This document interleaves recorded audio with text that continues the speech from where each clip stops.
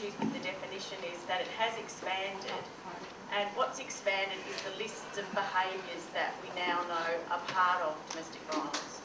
I think that one of the things that's also an important aspect of the definition, which is more than the behaviours, is the intention of the person who's using violent and abusive tactics, but also at the other end, what are the effects of those violent and abusive tactics? So we can't look at a definition without considering what's the intention and what's the effect. So I think that either side of the definition, behaviours need to sit that. And I think when we start to look at that, then we start to see the sort of differences that the panel have spoken about already in terms of the differences between the intention but also the effects of domestic violence. And so a fair bit of the research, it kind of comes down, I guess, to methodology. So when we look at police, health services, community health centres, etc., in terms of the gender of victims presenting for help and assistance, the estimates are generally anywhere between 5 to 15% of those will be men, and the other 85% will be women. Often what we don't get at the next level of aggregation is amongst that 10 to 15% is that female to male or male to male violence. So we don't know what's in a sense heterosexual and what's same-sex violence within that. So that's one of the things that is kind of being further unpacked.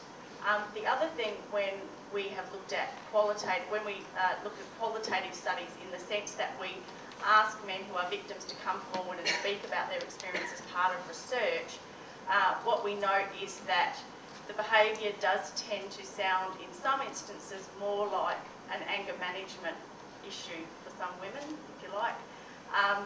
The other thing is it tends to be more events-based rather than a kind of systematic abuse over time. And so that events-based means that we are starting to think that maybe we're comparing sometimes apples with oranges. We're not comparing the same phenomenon. The other thing that I think is important is that none of the men in the qualitative research I've done have talked about post-separation violence and stalking and surveillance. I've had one person that's talked about receiving phone calls, and that was a kind of jealousy-related abuse, which I'm not putting that, saying that's not important. But the question that we then ask is, did you feel threatened? Did you feel fearful about that post-separation violence experience? And the answer was no. I guess the other most important thing, and I think Steve mentioned it, is that in terms of the effects, the fatality rates are, our most serious indicator of what are the likely effects, and I think that's where, in some ways, it's a pretty, there's a clear gender dimension to that.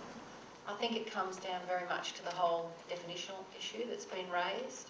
I think very much domestic violence is still often seen as only acts of physical aggression, whereas domestic violence, as I understand it, is a pattern of behaviours, including the emotional and psychological tactics we've talked about, and physical violence, and it's intentional and it's aimed at exerting power and control over another person. And I think that's very different to actually just looking at discrete behaviours. Men and women both use physical aggression within relationships, but that's not always what I would call domestic violence in terms of the intentions and the controlling nature and the ultimate goal of controlling and dominating another person.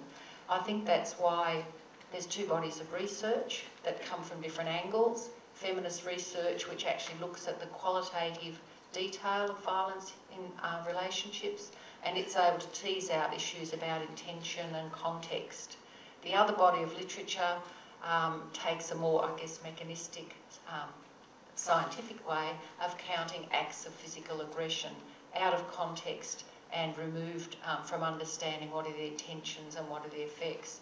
So you get very different findings from different methodologies, and I think that's where a lot of the argument comes around. The most useful information I've read on males who are victim of violence is a recent study in Scotland where they actually did some qualitative research, so they used methodologies that have been more commonly used in talking to women about their experiences with men. They were a bit puzzled in Scotland because their reports of men as victims to the police were low, as here, compared to women. But when they did a crime survey and they asked men to self-report being victims of domestic violence, they got quite a high reading. And so this was a bit puzzling to them, and they wanted to explore it further. the crime survey had a place where you could say you wanted to be followed up to be interviewed, and so they followed up men who, portion of the men who said that they had been victims of domestic violence. Quite a lot of them were shocked and horrified and had misunderstood the question when they talked to them.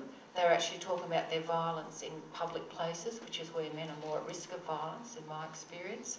But they did find some men who talked about violence in their relationships. And it's an online document through the clearinghouse, you can get it. But it's very interesting because you hear very rich qualitative descriptions, and some of the men there did indeed have serious injuries and were victims of violence in the context often of the relationship moving towards termination, not post-separation, as Donna said.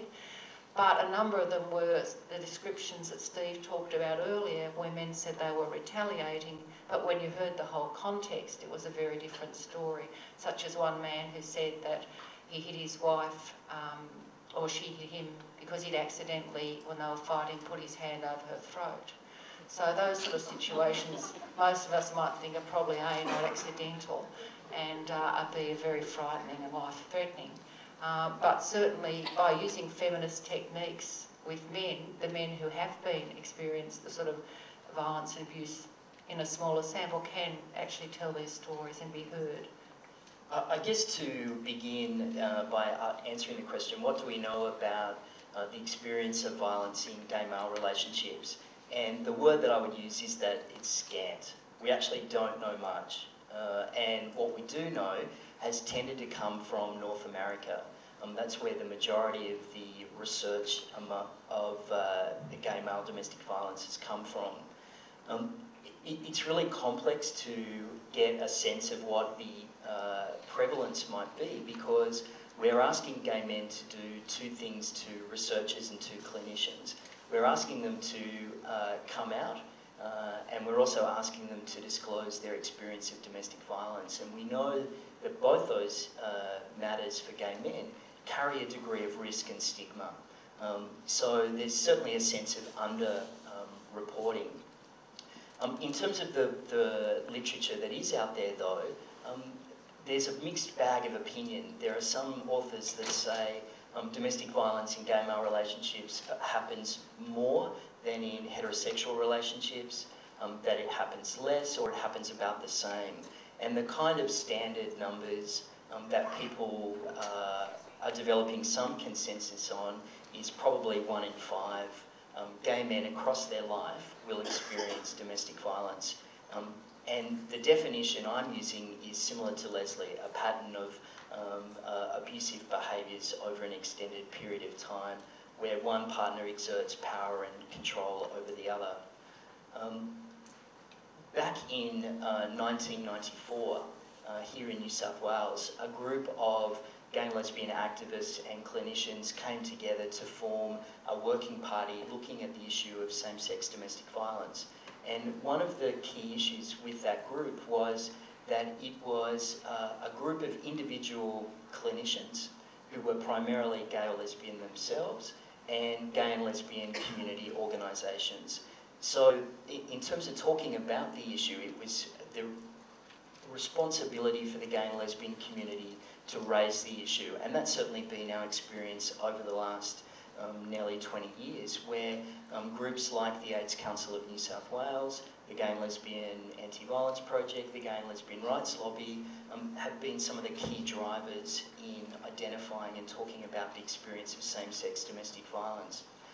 But fortunately, what's different today than what was from 1994 is that we now have organisations like New South Wales Health, New South Wales Police Service, etc., who've come on board and joined forces, and we now have the same-sex domestic violence interagency, which is a group of 60 organisations working towards discussing and responding to the issue.